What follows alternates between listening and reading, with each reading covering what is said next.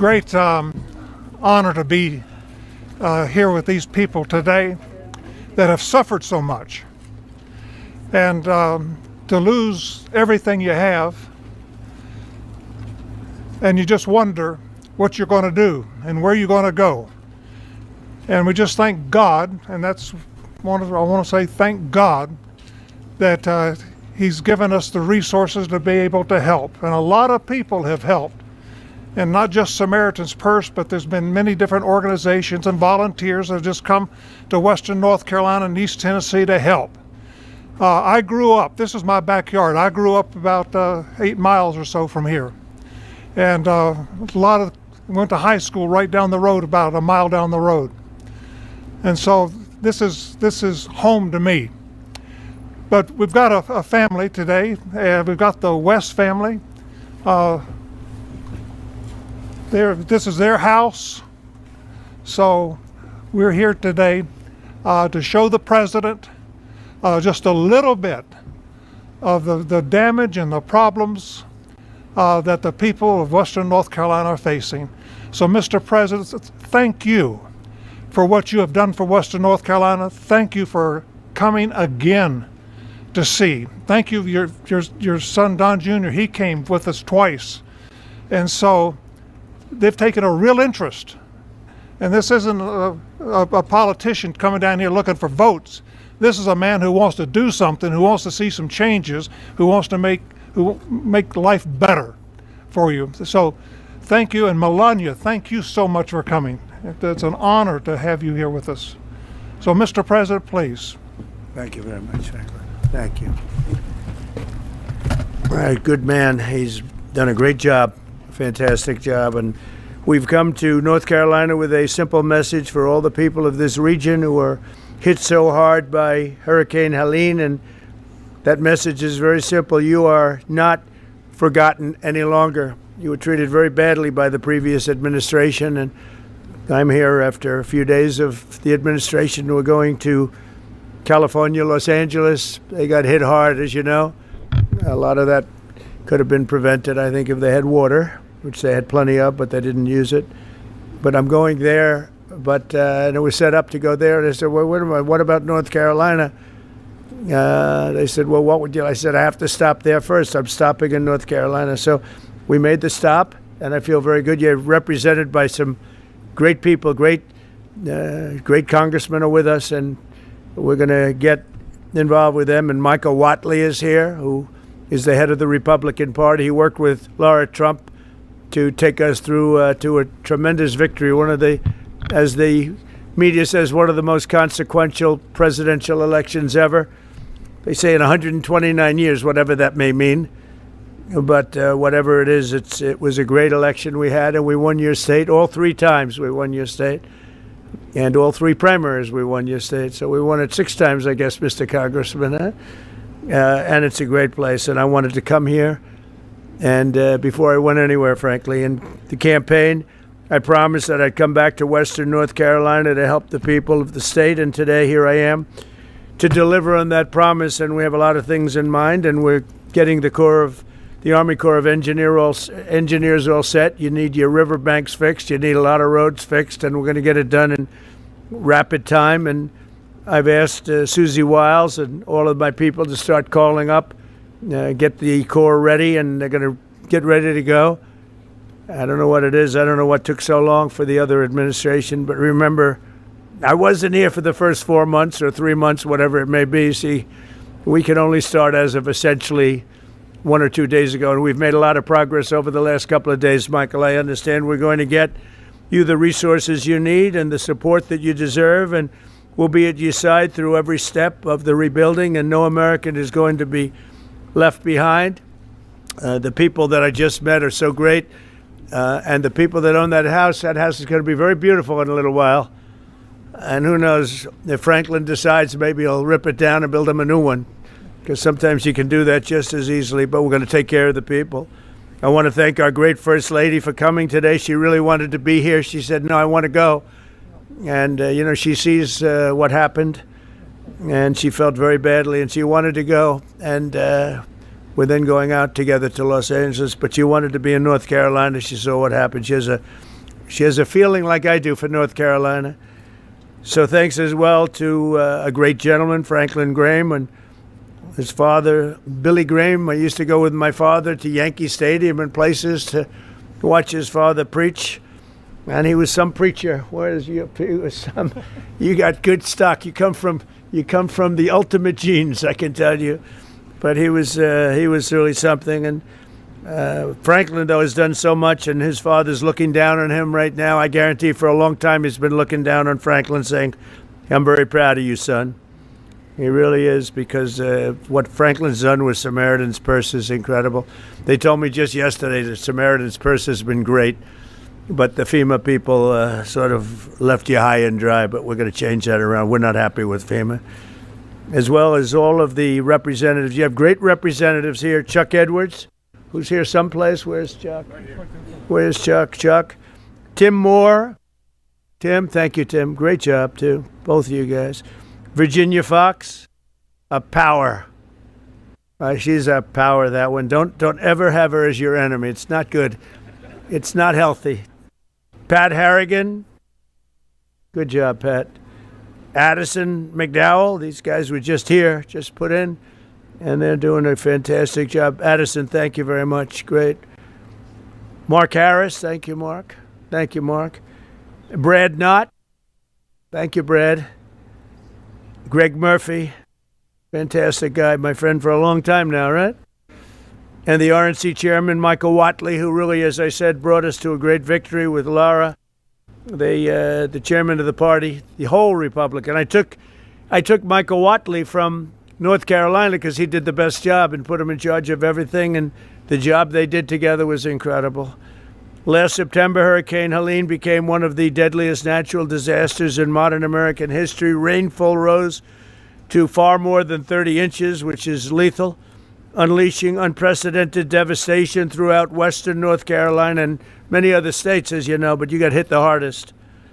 The highest responsibility and deepest obligation of the American government is to protect its people, and that's never truer than in times of emergency like this. Unfortunately, our government failed you, but it wasn't the Trump government. It was a government run by Biden. What a terrible situation. But our government failed the people of North Carolina in this horrible crisis. For 2 months, Asheville lacked running water, and even today, some North Carolinians can't take a hot water shower. They can't drink water. They don't know where to get it. It's delivered to them by some, or they just go out and somehow find some. It's been 4 months since the storm made landfill, and still 180 roads remain closed and in ruins. Earlier this month, the Biden administration kicked 2,000 displaced North Carolinians out of their temporary housing into freezing 20-degree weather. I don't know how they did that one, because it was cold, even while your government provided shelter and housing for illegal aliens from all over the world. But under the Trump administration, the days of betrayal and neglect are over. They are over. As I said in my inaugural address, we restore the integrity, competency, and loyalty of the American government. And I think I said most of it in the inaugural address. We said a lot of things, but one of the groups of people I was thinking about is you in North Carolina. A lot of that was in reference to you and what you've had to suffer. I'm pleased to announce that under our leadership, the federal government will be surging housing solutions to the state that go beyond mere temporary hotel stays that ended up being very short term. The government wouldn't do it any longer, which is ridiculous. We'll marshal all available resources to bring back potable water and make your water and infrastructure dramatically more reliable very quickly. Today, I'll also be signing an executive order slashing all red tape and bureaucratic barriers and permits to ensure the rapid reconstruction of the roads here in western North Carolina. We're going to go through a permitting process that's called no permitting, just get it done. That's the way they built them many years ago, I guarantee you that, right? We will get them back very quickly, and we'll begin the work of fundamentally changing, terminating, or overhauling FEMA. FEMA's been a disaster no matter where they are. We're honored to be joined today very quickly by several families affected by the vicious storm. I'd like to ask each of them to share their story. Chris and Kim West, you could come forward. Ramona Nix, Jackie Mitchell, and Thomas Gary Bright.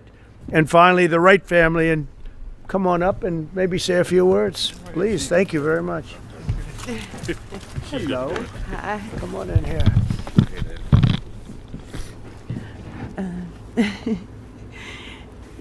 Whenever it started, we started moving our vehicles to the top of the road, and by the time we got the vehicles moved, the water had already hit our ankles in the house.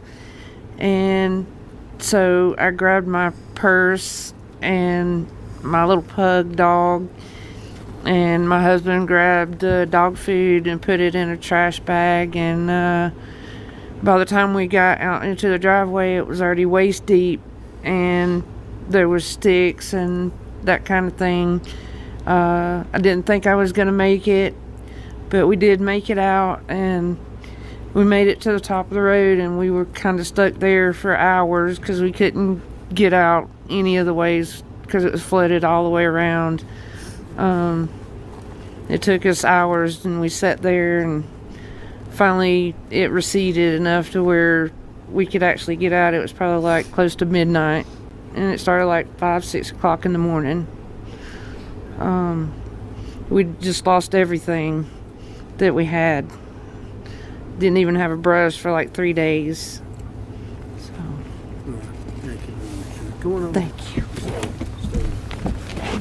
Okay, good. Would you like to say something with that beautiful baby? So, hey.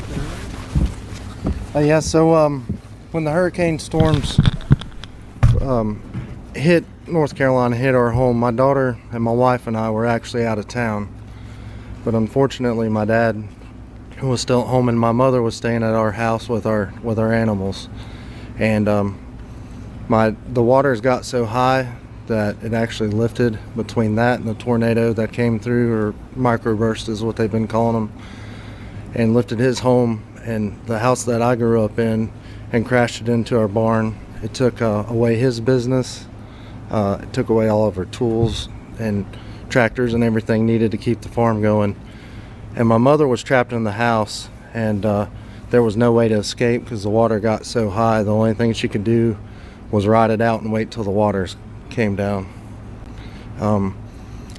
So we've been doing a little bit of battling with our insurance and FEMA. We did have proper insurance with flood insurance and homeowners insurance, but since we had proper insurance, FEMA's not been able to assist us with a whole lot of things. And again, we've been having some issues with trying to get some payout for our insurance in a timely manner. We had to do mold mitigation on our home, which is extremely expensive, before the structural engineer even came out in order to get our flood payout. And to me, that was not really acceptable. Has the insurance company been responsive or not really? Not so much. Again, They give you the money they have to give you? I'm hoping so. And we need some assistance with that. We reached out to an attorney. What's the name of the insurance company? North Carolina Farm Bureau. You gotta move them, right? Yep, That's terrible. that's what we're after Are here. a lot So of people having that problem too? With the insurance companies, general? Different insurance companies? And they're all difficult, or just the one particular one? I've heard different stories from others, and Have a you lot heard of folks some are. more responsive? And I've heard some good instances of even Farm Bureau themselves. But in my case, they'd send out a third-party adjuster immediately. Well, they wound up firing that third-party adjuster group. He gave us a quote for a much higher estimate than what we And received. you got fired? And then he got let go. Yeah, he got fired. So then they brought in another third-party adjuster to come in and lowball us. We've not received any kind of, so the flood insurance is our primary insurance, and so there was roof leaks in the home that the inspectors found, the adjusters.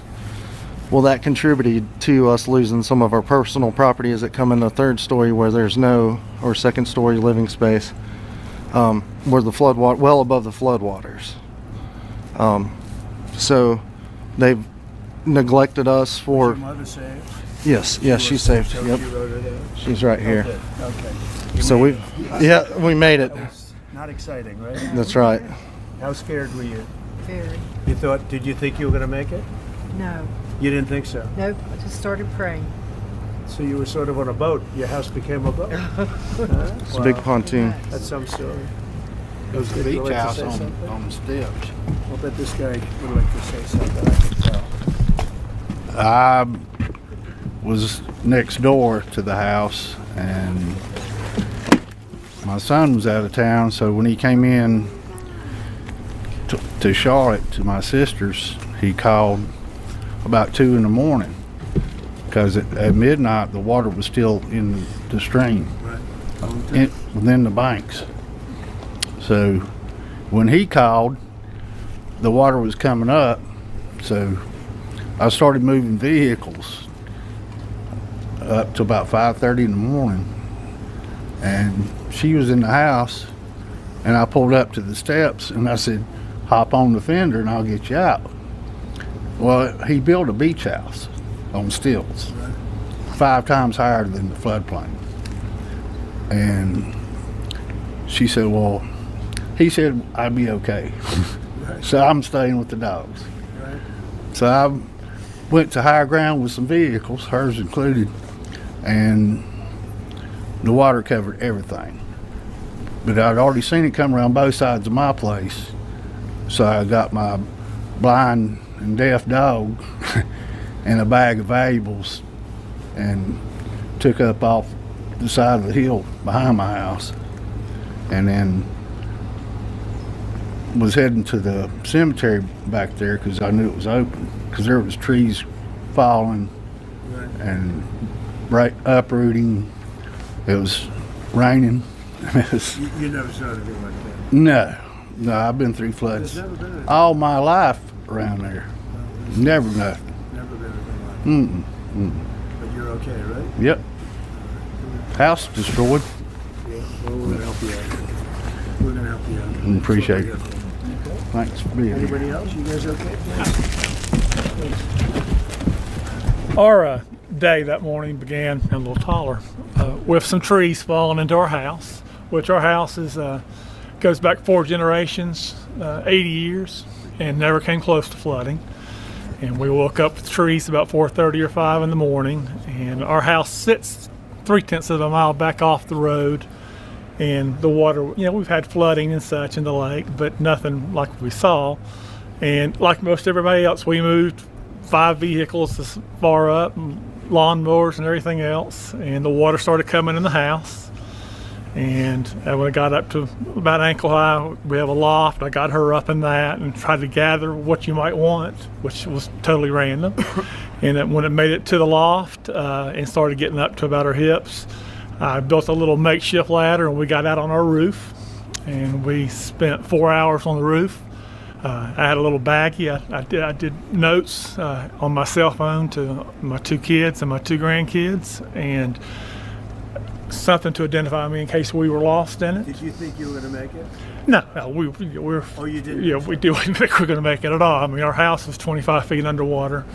So you didn't think you were gonna live? No, we were watching houses, trailers, bodies coming by us. And we live in the Azalea Road area in East Asheville. We watched O our team. garage lift Yeah, up. we watched our garage float by. Just lift up. Yeah.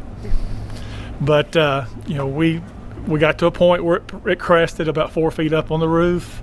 We took about 3 or 4 hours for it so we could kind of do everything in reverse, and got out in the mud to higher ground.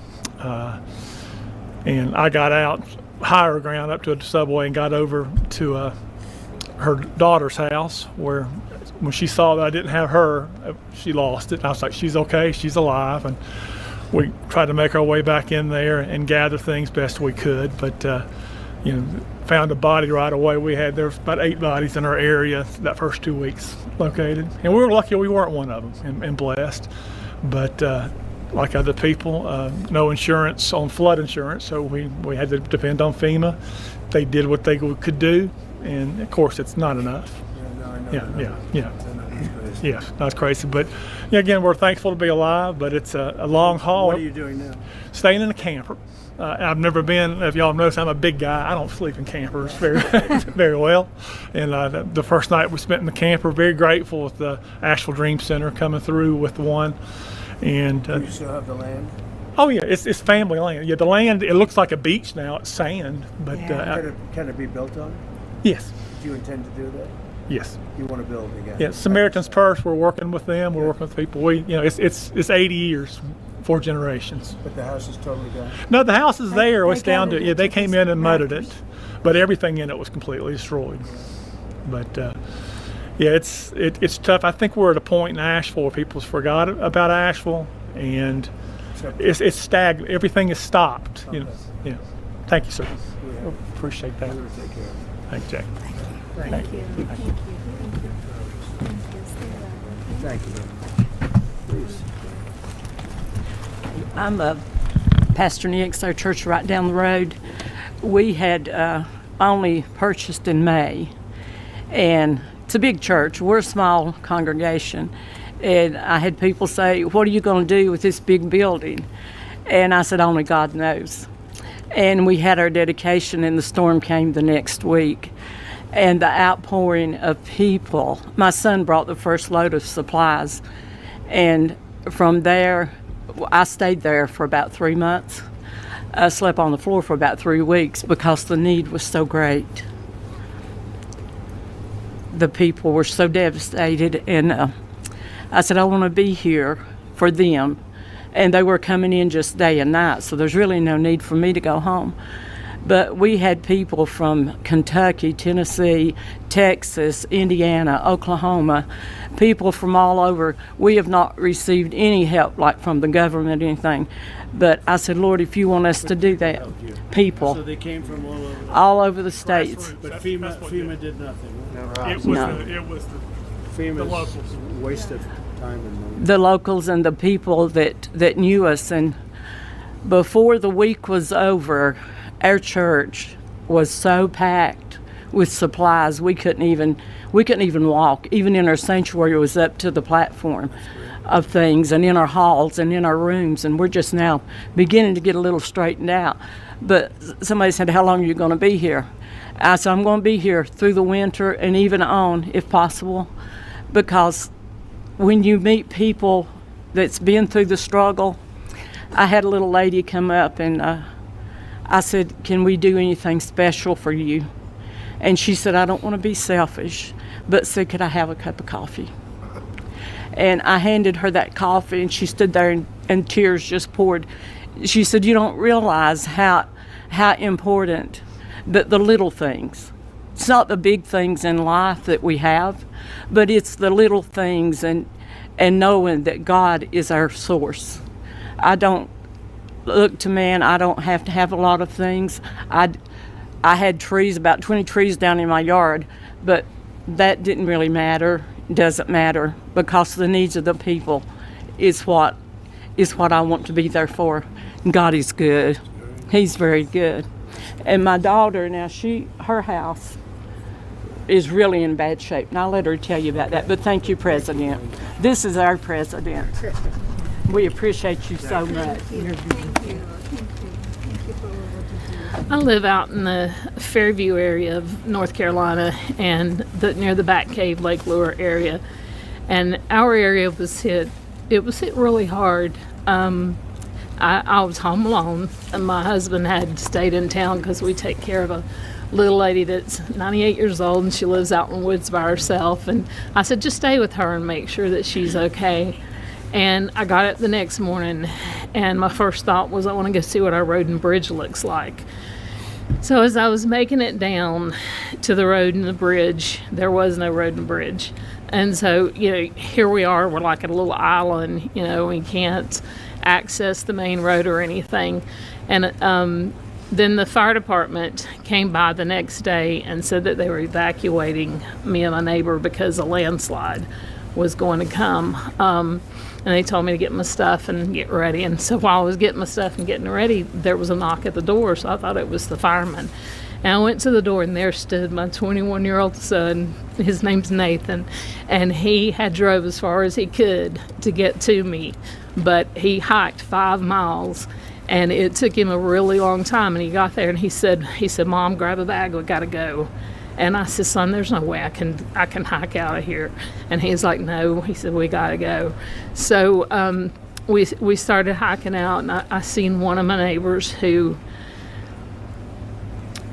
She had no clothes on. Her skin was like chunked up. It was just, she was blue. She had been in the waters, and where she had went or I don't know, but it horrific is just all I can say.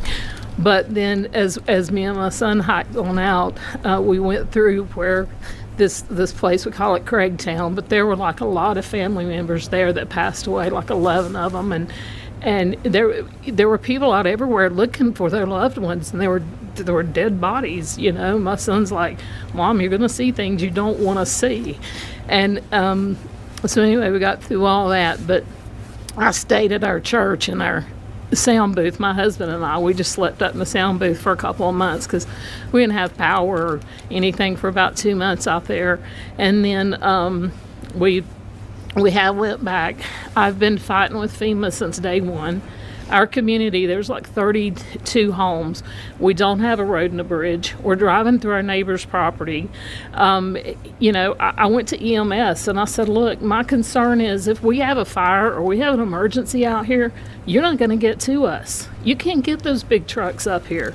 And I've called FEMA, and you know, I said, this happened on September 27th. That's 4 months ago.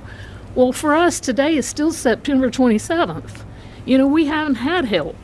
And so when I talk to FEMA, I'm explaining the road and the bridge, and they send me a letter that tells me to basically fix it and send in my receipts, and they'll refund me some money. I'm looking at a road and bridge that honestly, the bridge itself is probably going to be $300,000, and the road could be close to that also, because the community has to have big boulders brought in. We're not a rich community. We can't fix it ourselves.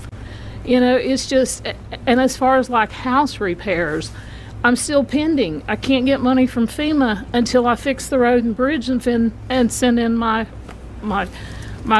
proof that it's fixed and everything. It's been a nightmare, and I totally feel like that we have been forgotten. If it had not been for our fellow American citizens who stepped up to help us, I don't know what we would have done. I have 5 neighbors around me who completely lost everything.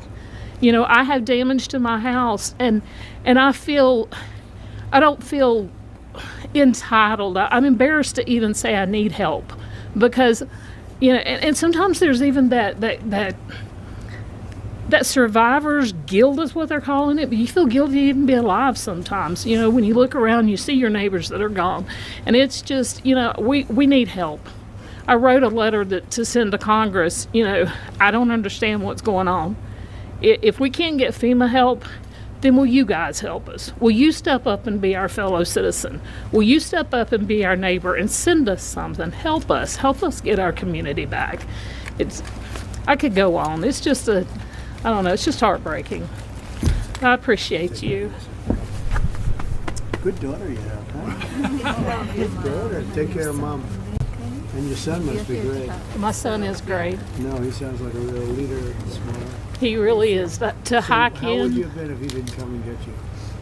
I don't know.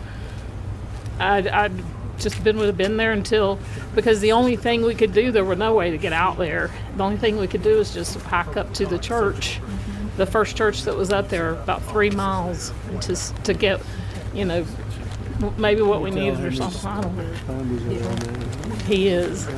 Thank you. Sounds good. Well, again, thank you very much, everybody. So we're going to be here. We're going to be working with our congressmen and women, and they're going to do a job. And Michael Watley is going to be very much in charge, and you'll get it done. And FEMA's ready to rock.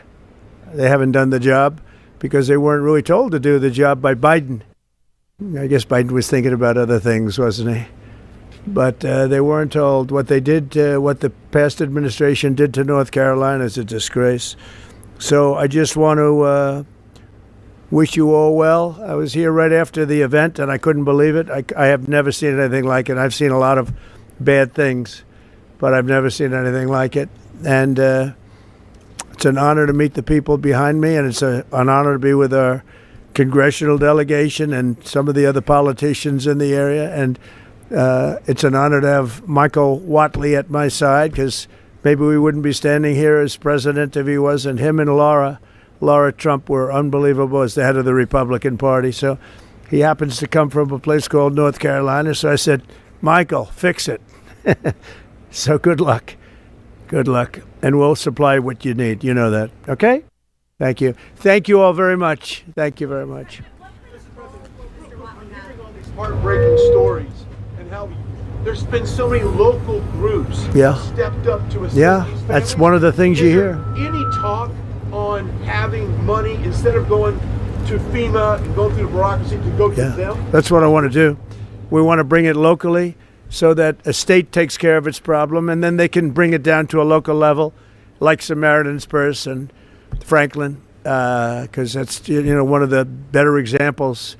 But you had numbers of people that did a great job. You have groups that did a great job and organizations. The one that didn't do a good job was the government.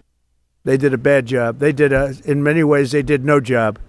They weren't even available. So, good question. The answer is we go local. I think it'll work much better. FEMA is a very expensive organization that really doesn't work out very well. It hasn't. This is not the only example. So it was up to me right now. It ended right now, and I just let the state take care of the problem. I mean, you can always have problems. Let the state. If it's Florida, it's a hurricane, let Florida take care of it. They don't need FEMA to come in. Yeah? What sort of role do you envision for Mr. Whatley? Is it within FEMA, outside of FEMA? Yeah, I envision a very important role for him. It's any role he wants. He's a very capable guy, Michael Whatley, a very capable guy, and he's friends and works with these guys, keeps them elected, right? They have to do a good job. Otherwise, no matter how good Michael is, not going to work. But they've done an amazing job. They've been great. You're lucky you have great congressmen here. And woman, by the way, a great woman, very powerful woman. And they're going to do a great job. They'll do it together. They'll work together, and we'll supply what they need as they need it. We'll coordinate that. And we will immediately get the Army Corps, Michael, because you need roads built. You know, we're talking about the bridge. We're talking about roads and things. So we got to get them built. All right? Okay? Thank you all very much. Thank you very much. Thank you very much, everybody. We'll get it going for you. Thank you so much. We'll do a little better than Biden. I said, Shake your hand.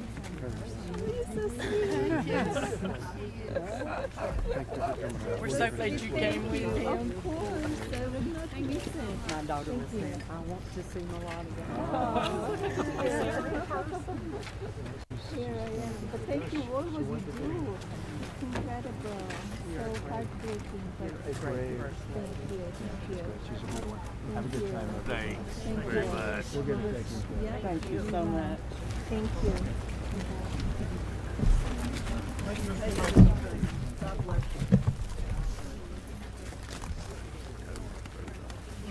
Yeah.